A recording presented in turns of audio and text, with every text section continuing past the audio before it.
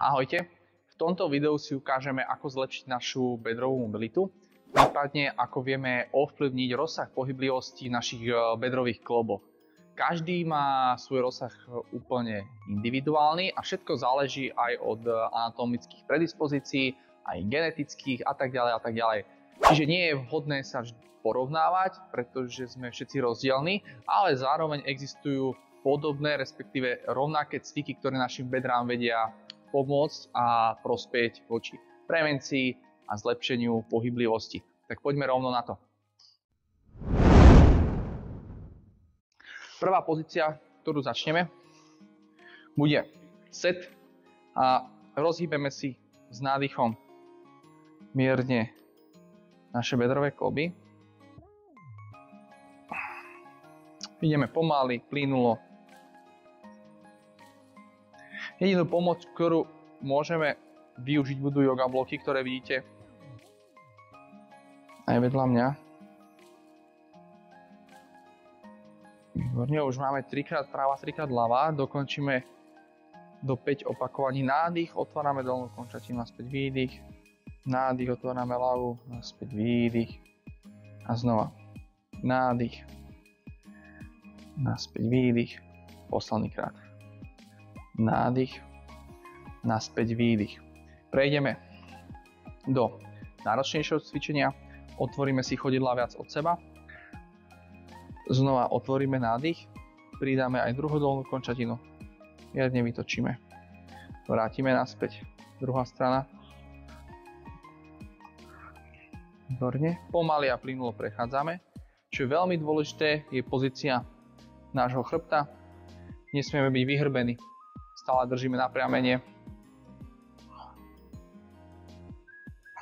Pomáhame si aj dlaňami. Pohyb v podstate začína oporou. O dlaň pretočíme. Otvárame, opora, o dlaň. Posledný krát na jednu aj druhú stranu.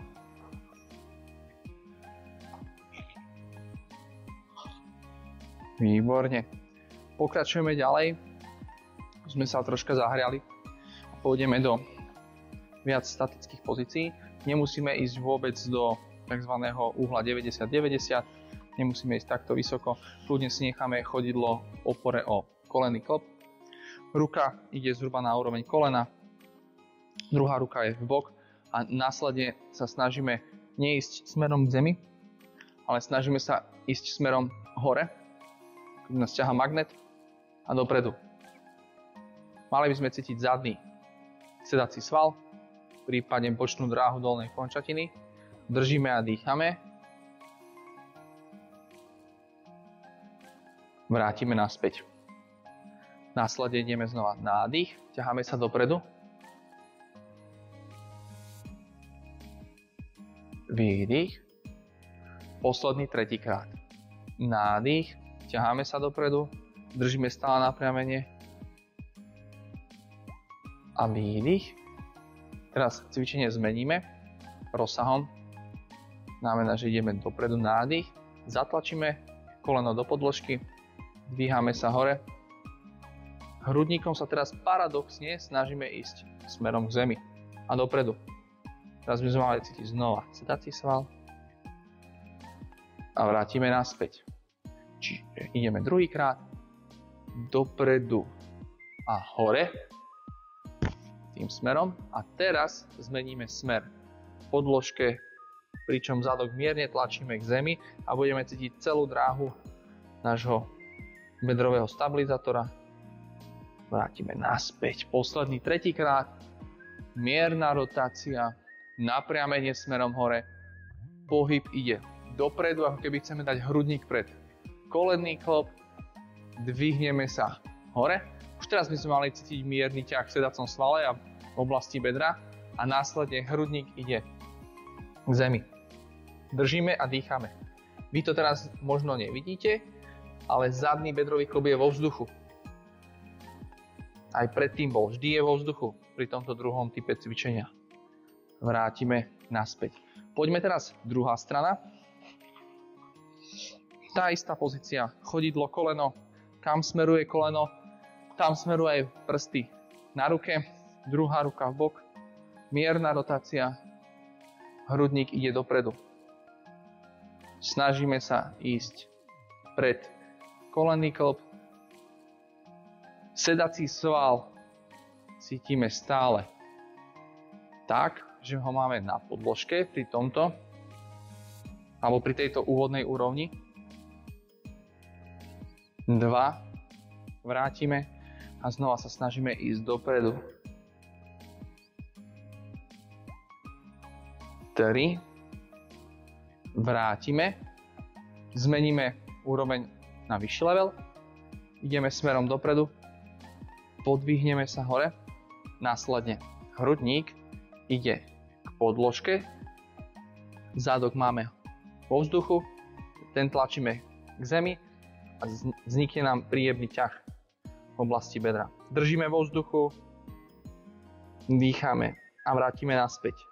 Prvé opakovanie, následne znova rotácia, hrudník mierne dopredu, dvihneme sa hore, hrudník ide k zemi, zádok ide k podložke. Stále ale musíme vnímať, že náš ťah je pred dolnú končatinu. Vrátime naspäť, posledný krát.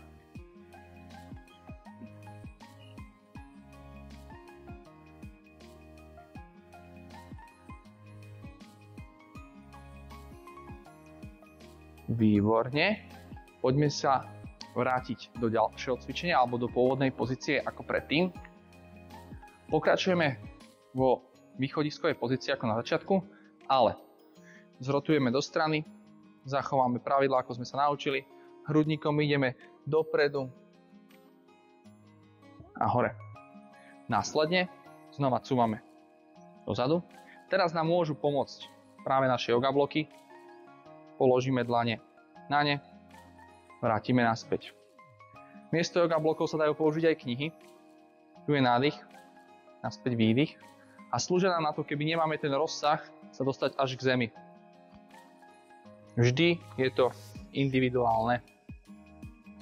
3. Zadnú dolnú končatinu môžeme mať buď v tejto pozícii, alebo aj v opore o nart.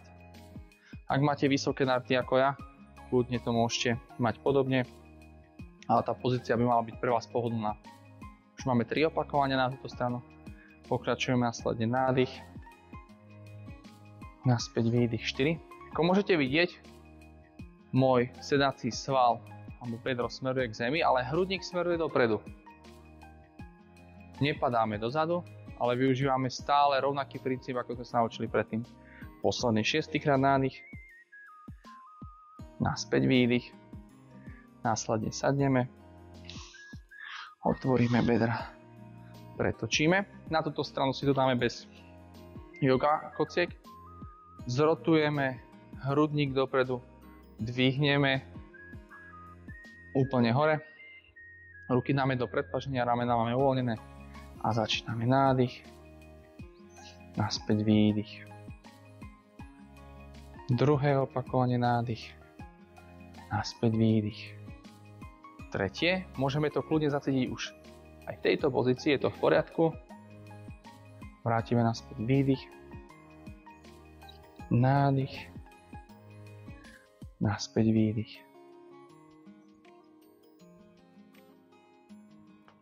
Piaté opakovanie a posledné.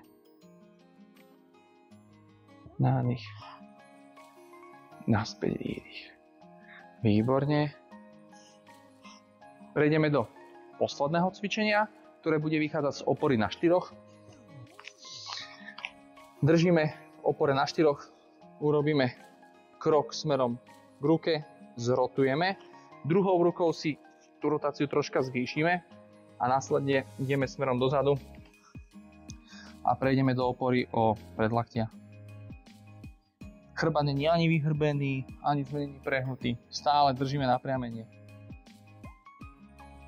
V pozícii kľudne držíme 20, 15, ale kľudne aj minútu. Je to naozaj na vás, koľko chcete investovať do tejto pozície a do času svojho cvičenia. Ja už prejdem do druhej strany. by sme to stihli. Nákrok, rotácia, posunieme si nohu vyššie, mierne presunieme ťažisko dozadu a následne mierne ideme hrudníkom dopredu. Vznikne tam páka na náš sedací sval. Predýchame.